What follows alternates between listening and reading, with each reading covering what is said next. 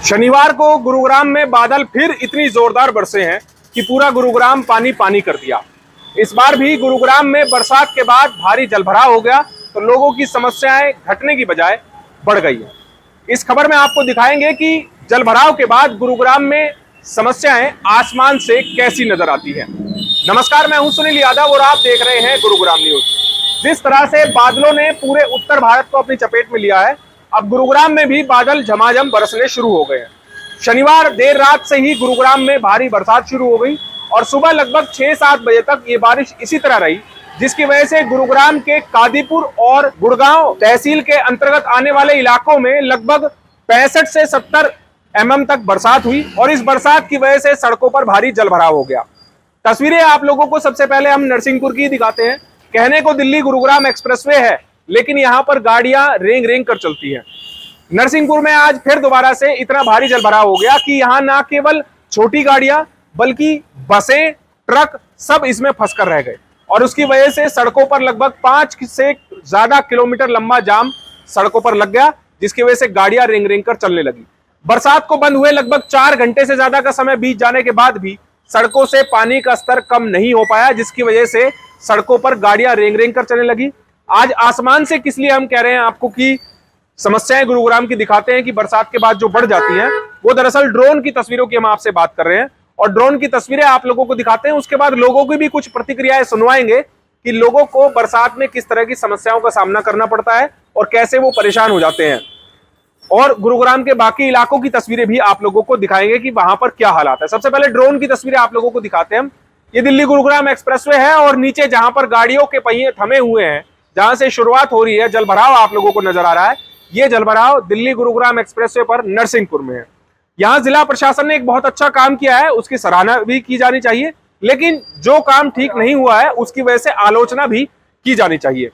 पहले सराहना कर लेते हैं।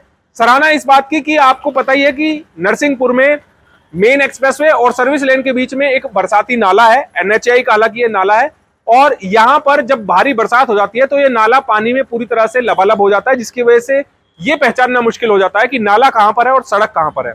यहाँ पर बरसात के समय में कोई इस नाले में ना गिर जाए, इसलिए जिला प्रशासन ने, NHAI ने मिलकर इस नाले और जो एक्सप्रेसवे है उसके साथ में एक लगभग 4 फीट ऊंची दीवार खड़ी कर दी है, ताकि लोगों को ये समझ रहे, गाड़ी चालकों को, वाहन चालकों को, दोपहिया चालकों को ये समझ में रहे कि यहाँ पर नाला किस तरफ है, इसीलिए कोई भी हादसा होने से पहले रोका जा सके, इसलिए यहाँ पर ये दीवार खड़ी कर दिया। बहुत अच्छा काम किया, लोगों की जिंदगी बचाई जा रही है। लेकिन ये दीवार बनानी क्यों पड़ी, उसकी वजह से अब जिला प्रशासन की आलोचना की जानी चाहिए।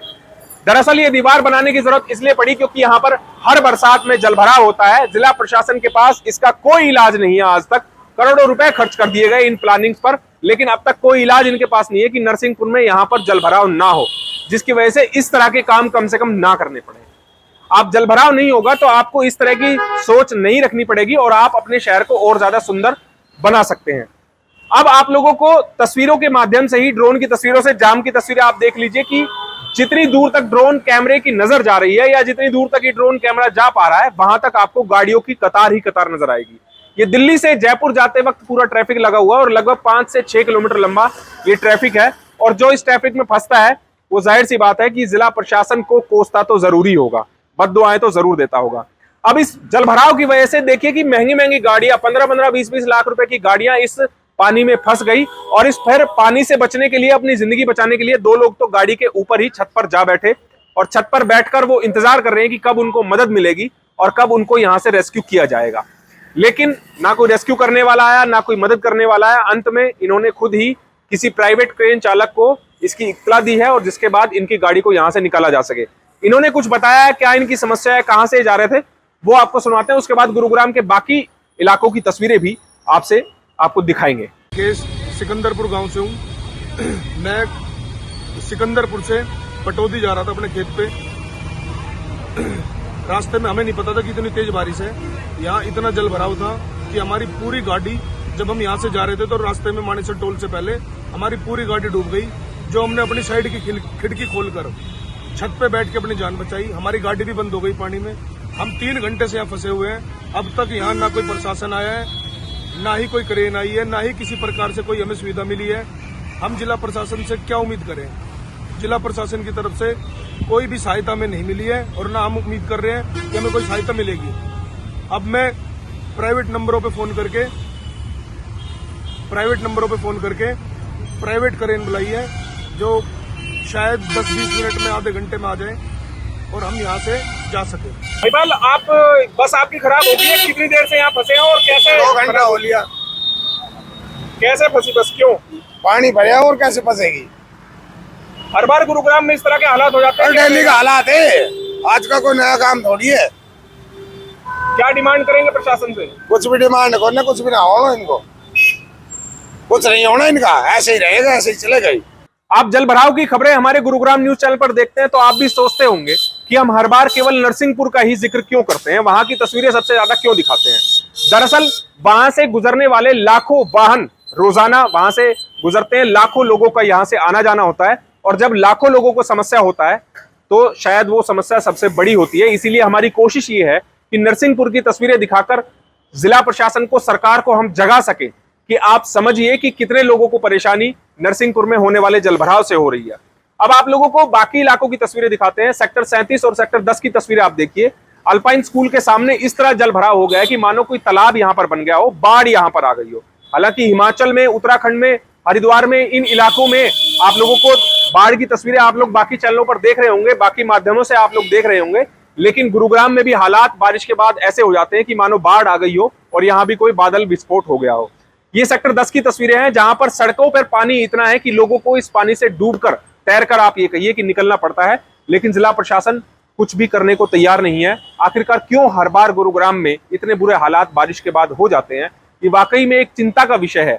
हम इसे एक खबर के माध्यम से दिखाते हैं, बहुत से लोग इसको मजाक के माध्यम से ले लेते हैं कि मिलेनियम सिटी है, ये तो ऐसी ही रहेगी, लेकिन जरा गंभीरता से इस विषय को सोचिए कि अगर यही हालात रहे तो आने वाले समय में अगर बरसात इससे ज्यादा होती है, आज तो केवल 60-65 mm बरसात हुई है, लेकिन जब इससे ज्यादा बरसात होगी तो आपके घरों के अंदर पानी भरा होगा, आपके घरों का सामान इसी तरह तैर रहा होगा। अगर आप अभी आवाज नहीं उठाएंगे तो फिर आप आने वाले समय में किन समस्याओं का सामना करना करेंगे वो सब आप पर निर्भर करता है। कुछ लोगों की बातें आपको सुनवाते हैं जो इस इलाके में पानी की समस्या से परेशान हुए हैं, जिनको सुबह ऑफिस जाना है या स्कूल बसें जो निकली हैं वो किस तरह से निकल रही हैं, लोगों को बाइकों को धक्के देकर निकालना पड़ रहा है।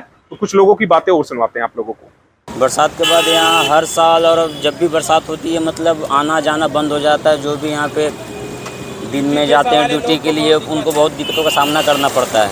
प्लस कहीं भी आप चले जाओ, सेक्टर 10 चले जाइए, कादीपुर कम्युनिटी सेंटर चले जाइए, पटौदी रोड पे चले जाइए, ये सरकारी अस्पताल है और यहाँ पे ये स्थिति है कि यहाँ देख रहे हैं स्कूल की गाड़ियाँ फंसी पड़ी है, लोगों का आना जाना सब बंद है। या तो आप इसमें तैर के जाइए, गुड़गांव में जब भी बरसात आती है तो आम आदमी को तो एक नाव लेना ही पड़ेगा, ताकि कोई सुविधा है ही नहीं। और हर साल मतलब प्रशासन ये बोलती है हमने ये वादे किए हैं, वो वादे किए हैं, और कुछ भी वादे पे लोग खड़े नहीं होते। क्या लगता है लापरवाही किसकी है जिसमें जलभराव गुरुग्राम में होता है? सर ये गुड़गांव प्रशासन की लापरवाही है और हर साल ऐसा होता है और कोई सुनवाई नहीं होती है। बरसात होती है 2 घंटे 3 दिन बाद फिर वही सिस्टम हो जाता है, फिर वो लोग शांत हो जाते हैं। गुरुग्राम में जलभराव की वजह से लाखों लोग परेशान होते हैं, हर बार उन्हें समस्याओं का सामना करना पड़ता है, लेकिन जिला प्रशासन शायद उन समस्याओं की तरफ देख ही नहीं रहा है। नगर निगम में चुनाव लंबित है पिछले काफी महीनों से, ऐसे में कोई प्रतिनिधि नहीं है जिसके पास लोग समस्या लेकर जाए। हमने अपना फर्ज निभाया कि गुरुग्राम की समस्या आप लोगों को दिखाई, अब आप अपना फर्ज निभाइए कि आप अब इस समस्या से कितने परेशान हैं, इस वीडियो को शेयर करके, ताकि जितने ज्यादा व्यूज इन वीडियोस पर आएंगे उतना ज्यादा ही दबाव आप जिला प्रशासन पर, जिम्मेवार अधिकारियों पर डाल पाएंगे, ताकि आपकी इन समस्याओं का समाधान भविष्य में कराया जा सके। इस खबर के बारे में आप हमें अपनी राय कमेंट करके जरूर दीजिएगा, साथ ही साथ आप इस खबर को जरूर शेयर कीजिएगा ताकि सभी लोगों तक सही जानकारी सही समय पर पहुंच पाए। नमस्कार।